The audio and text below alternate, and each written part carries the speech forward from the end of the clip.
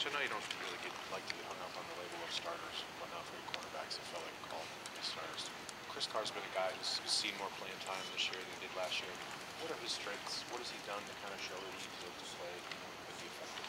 Well, yeah, he's been a starter. He started every game, so he's been in the regular package and he's been in the sub package. So we kind of put it in terms of what packages guys are in, and how much they're playing and all that. So Chris has played very well. He's probably been our most effective corner, or at least our most consistent corner. Might be the best way to describe it. He plays inside. He plays outside. I put him in the category before of Ed and Ray as far as how he studies and how much he knows about the defense. Makes a lot of calls for us, recognizes routes. He just does a really good job. I know you have really high expectations for all your players, but did he exceed any of them from when he first came here? It seemed like you brought him in to be a returner or a nickel guy. Yeah, you try not to put any limitations on anybody. You know, I think he's done everything a role that you might have planned for him and more, sure, you know, but Chris has high expectations for himself. I think, you know, he started a bunch of games in Tennessee, and he's played as well as he ever played, and probably better. John, will you talk about a clarification on you talked about needing to improve the pass protection. Yet in the NFL stats, you've actually made a quantum leap from 20th to 8th in sacks, allowing sacks per play. So can you clarify what is happening there that you need to correct? Well, I just think we've got too many sacks the last 4 games. You know, I think we've had 3 or 4 sacks the last few games, and to me it's too many. And, you know, so it's more the recent spell than the season-long thing. And you know, I didn't really base it on stats. I guess I just based it on my feeling. Obviously, a pretty big sack at the end of the game, too. Okay, right. John, is there a tangible advantage for Houston having a few extra days as opposed to you to prepare for this football game? Yeah, there is. It's probably a big plus. We talked about it. I think we felt like we had a little bit of an advantage in the Carolina week, as well. They have more time to study. 24 hours more is a plus. They had 4 days more. So preparation-wise, it helps them. It helps them health-wise. It helps them rest-wise. All those things are valuable. James Harrison said that, I don't know if you've heard the report of James Harrison talking about Chris Chester when he did the false start. He thought he was intentionally trying to hurt him on the extra point. Is there any way to think that from that play? I got nothing to say about it. You know, it's history. That game's history. And I'm not interested in talking about anything. You talked about Monday. It's not relevant to what we're trying to do. Right. You know, in this game here. So. That's fine.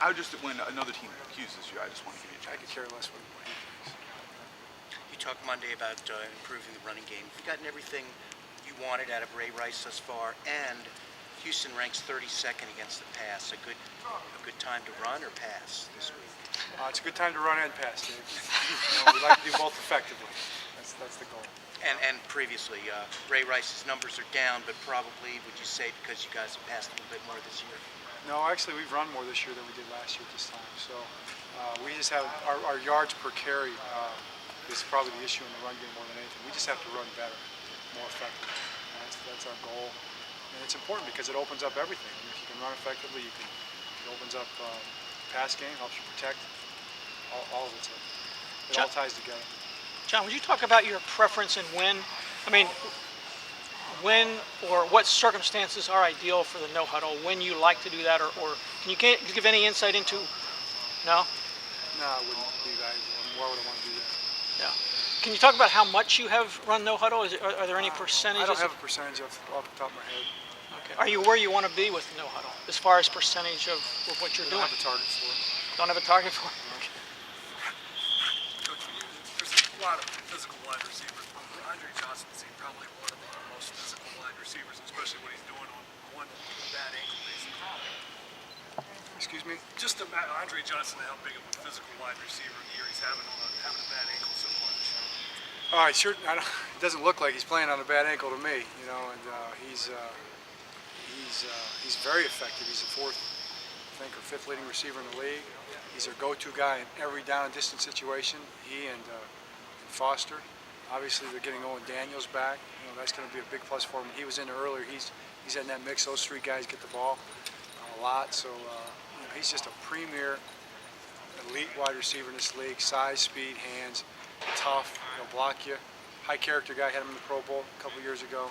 Just a really top-notch threat. How big a factor is Mario Williams? he's a big factor. You know, Mario Williams is another premier player. You know, both their defensive ends are dominant players, both in run and pass. And you know, you've got to know where Mario Williams is at all times. You've got to know where he's at in field goal rush. He's a great field goal rusher, so he just does a lot of good things for him. John,